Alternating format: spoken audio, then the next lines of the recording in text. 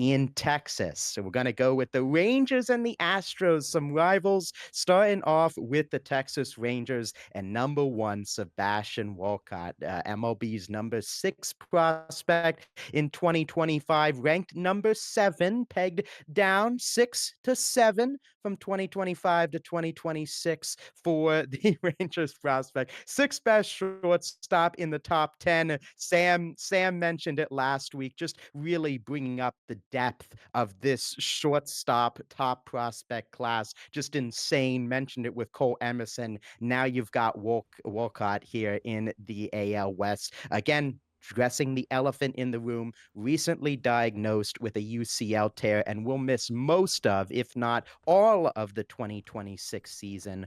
He did go to the Arizona Fall League where he felt some discomfort, was removed from competition there. So, and then that's kind of where they shut him down, brought him back for spring training. The discomfort was still there. So it was diagnosed and he was shut down. Last season, spent the full season with AA Frisco, finished with a 255 average, 355 slugging, 386 OBP, 741 OPS, which was a career low to add. 13 home runs, 121 hits. Really like his bat to ball skills and swing path through the zone. Very compact, very powerful. Shame, of course, as mentioned, that he would be out for this season. I think there was potential that he could be in AAA. There's potential that he could be a late season call up for this Texas Rangers team. But I think there's also, especially when he comes back, that similar Travis Bazan approach we talked about a few weeks ago, where he's fine tuning things. Minor leagues is a tune up.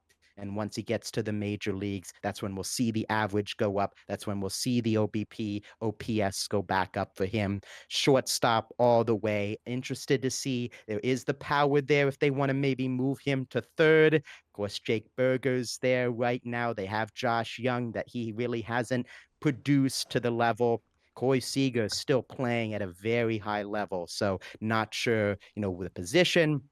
For me, ETA is going to be late 2027, especially with this injury. You still want to get him some reps in AAA, I think, when he returns. So I think he is a call up in 2027. Number 2 on the list, right-handed pitcher ETA of 2026, Jose Corniell, signed in 2019 by the Seattle Mariners as an international free agent, was traded in the Rafael Montero trade back in COVID 2020. Corniell at the time was a 17-year-old arm. Quite a story for Corniell. Cracked the top 10 prospects in the Rangers system in 2024, had Tommy John surgery at the start of 2024, effectively wiping out his entire season and into the beginning of 2025. So he had a breakout 2023 season, but again, wiped out due to injury. He came back last season, pitched in 13 games to a tune of a 1.89 ERA, 41 Ks to 9 walks, a 172 batting average against. And the Rangers, much like we talked about last week with their fellow AL West counterpart, they're like, we've seen enough. You're coming up to the bigs. Made his major league debut on the last day of the regular season against the Cleveland Guardians. Over extra innings, overtime, thinking about hockey here, extra innings, came in, 8-6 game, gives up a 3-run walk-off home run to Brian Rocchio in his MLB debut to end the regular season. Grades, fastball, slider, cutter, changeup, fastball, slider, both, and control up at a 55 grade. The stuff is there. Fastball, cutter, likes to work that cutter inside on the hands of right-handed hitters.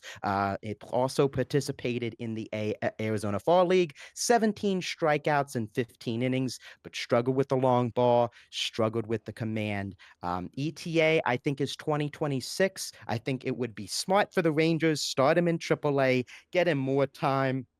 And they have really, I think bullpen is going to be where he thrives, especially with what they have in the rotation. For goodness sakes, Rangers, don't put him in there in the extra innings the next time he gets some major league run, please. I mean, come on, not a debut with those stakes on the line.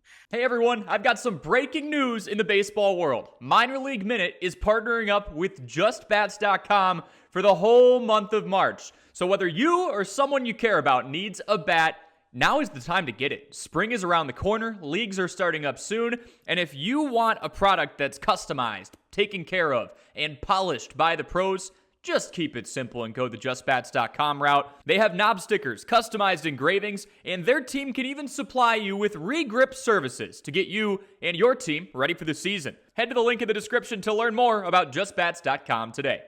Number 3 is going to be Winston Santos, right-handed pitcher, 2026 ETA as well. See some parallels between him and Corniell. Get to that in just a second.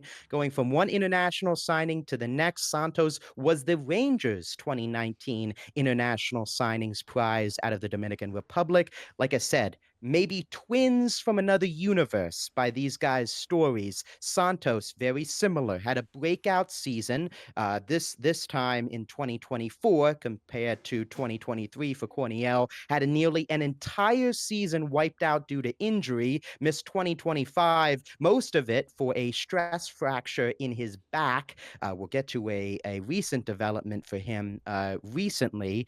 He pitched 6 games, a 6.75 ERA for both AA Frisco, AAA Round Rock. He did get a promotion at the end to AAA Round Rock, pitched 3 1/3, 2.5 ERA, 1 run, 4 Ks. Breakout numbers in 2024 between High A Hickory and AA Frisco. Went 11-6, 3.67 ERA, 138 Ks to 34 walks. Walks a main struggle coming with the promotion to AA. Biggest sign of improvement, he did pitch in the Arizona Fall League this past year. 15 Ks and 14 1/3, but also allowed 9 runs in that time. 55 grade fastball, 60 grade changeup, 55 grade control. But a big note as well, just like Sebastian Walcott, Santos will be out of commission at least for the next 4 to 6 weeks due to a comebacker that hit him in live BP that led to a fractured left wrist on his non-throwing hand. So his progression will also be delayed. 2027 ETA for me, I think the injury history really holds him out. This season, he's going to be starting late. We'll see how he finishes. So don't rush it, especially he's really been played as a starter. So he might be another guy that the Rangers could look to move into a reliever mode. Don't rush it. I think that's, again, the theme for both of these guys, Corniell and Santos. Moving to number 4, going to go with A.J. Russell, right-handed pitcher, ETA 2028. He was the second-round draft pick for the Rangers in this past draft. Most notably, second-round pick, the first one, Gavin Feed, is in DC after the trade for Mackenzie Gore. So right now, Russell is the highest draft pick of this past draft, still with the Rangers organization. Excellent high rising fastball, 70 grade, that was on display this past season out of the University of Tennessee. Pitched in 12 games, 6 starts, 3.55 ERA, 36 Ks, 16 runs, 10 earned. 2023 season, he was elite as a freshman. 24 games pitched, a sub-1 ERA, 47 Ks, and a sub-100 batting average against. Just untouchable as a freshman hybrid starter reliever. I think that stuff, especially his fastball slider, is going to profile as a reliever.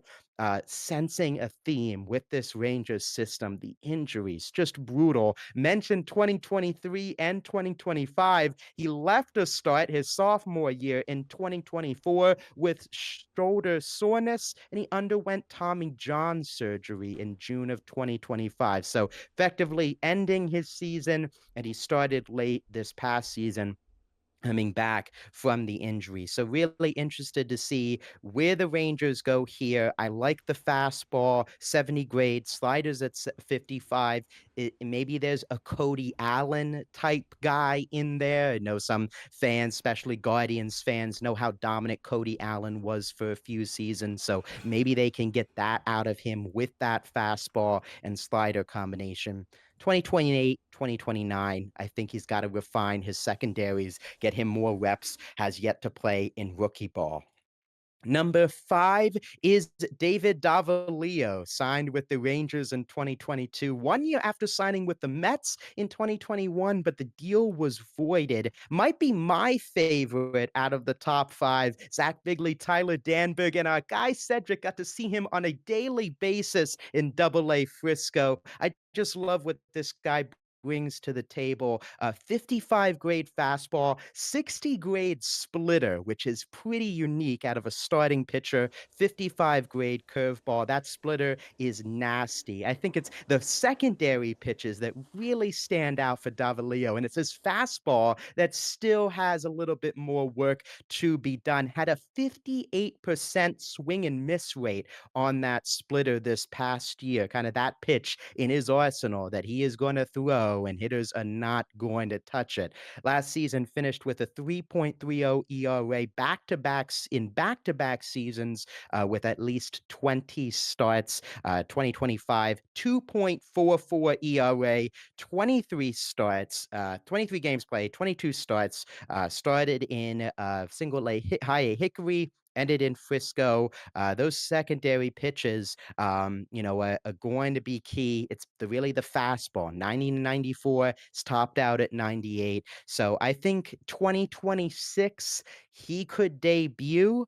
He's another one where there's that rotation with the Grom, Evaldi, Gore, Rocker with Leiter. Is not a lot of space for him to crack. Maybe if there's an injury, he could be a promotion. But with the injuries, as mentioned in this system, he's a guy that we could be looking at next year and like, oh, wow, Davalillo is number 2 in the Rangers system because of how well he pitched this year, a potential promotion. Some of these other guys above him either underperforming or the injuries kind of catch up and drop them down. So, yeah, very interested to see.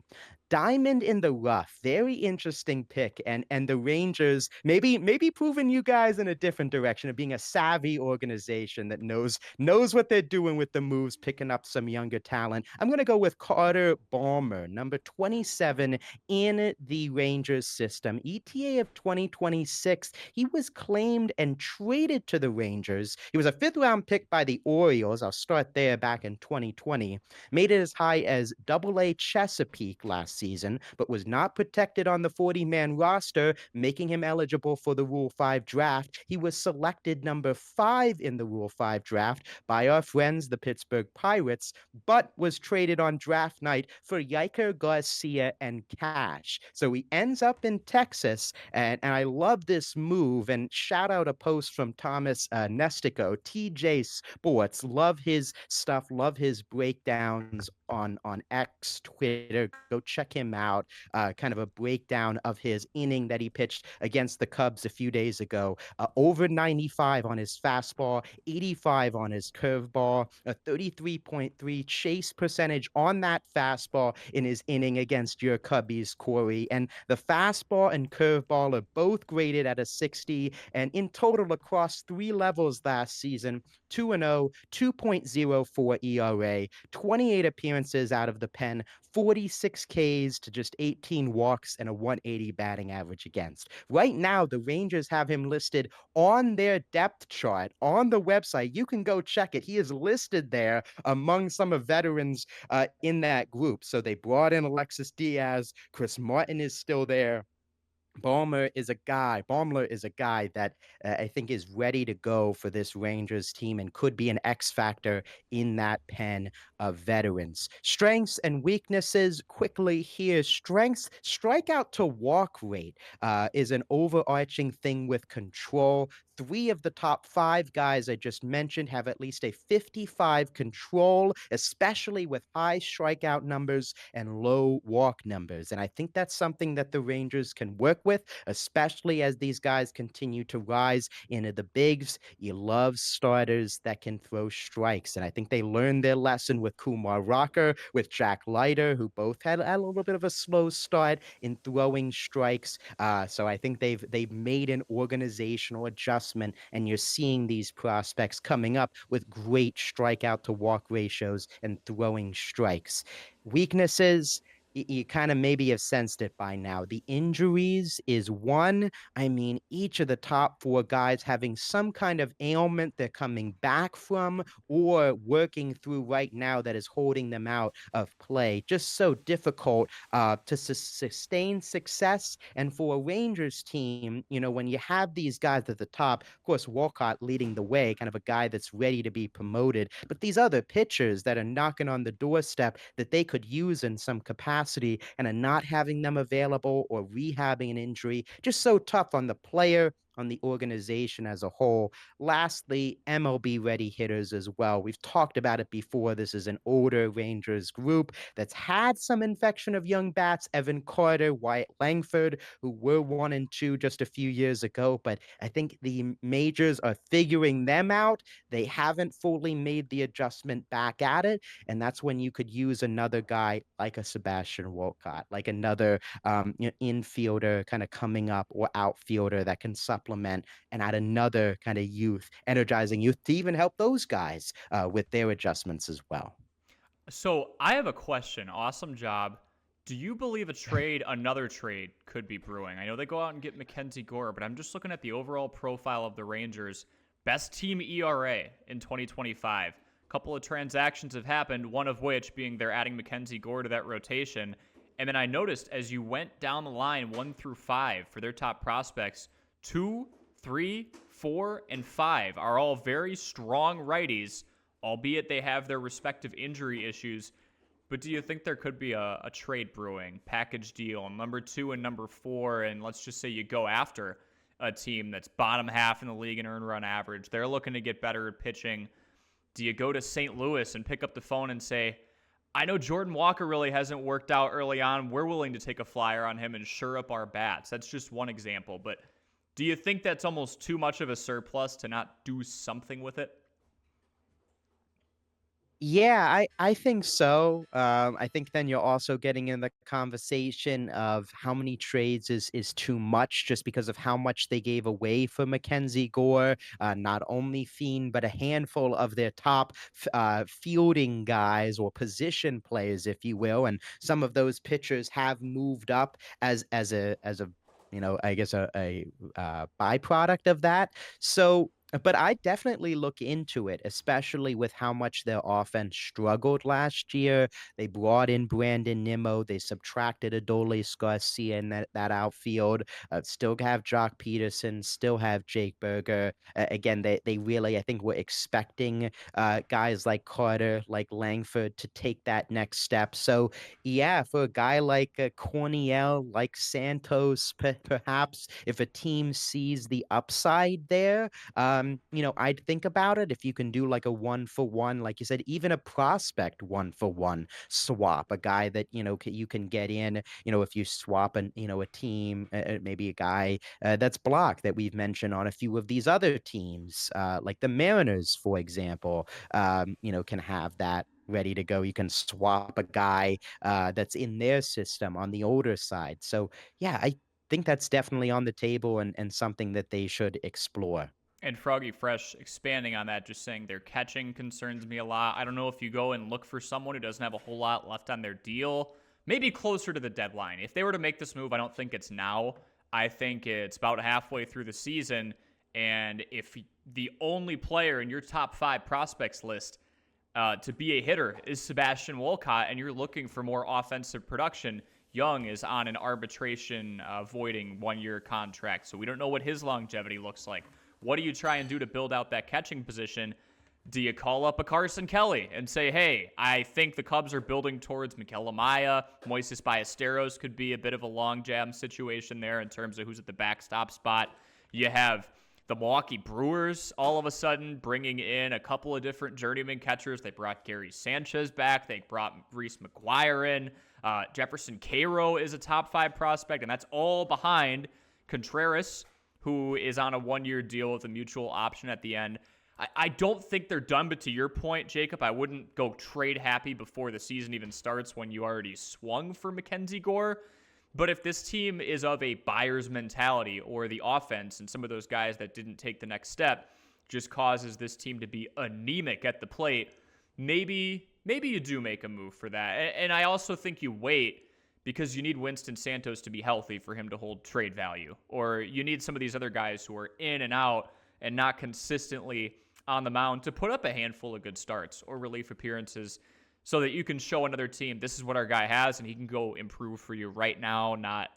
Yeah, he's got a good arm, but he's on the IR for the next 6 to 8 weeks. So just something I thought about for a little bit there. I know Froggy Fresh is also saying kind of worried about how Danny Jansen will pan out. That's a very interesting one because he's kind of turning into one of those journeymen. It was a rental for the Brewers, didn't end up being much. They're still trying to figure out the future of the catching position there because when his window is done and it's time to either extend him or let him fly, not to turn this into a Brewers episode, but he'll be worth a lot. So just some catching conversations maybe to be had with the Rangers there, but awesome job overall.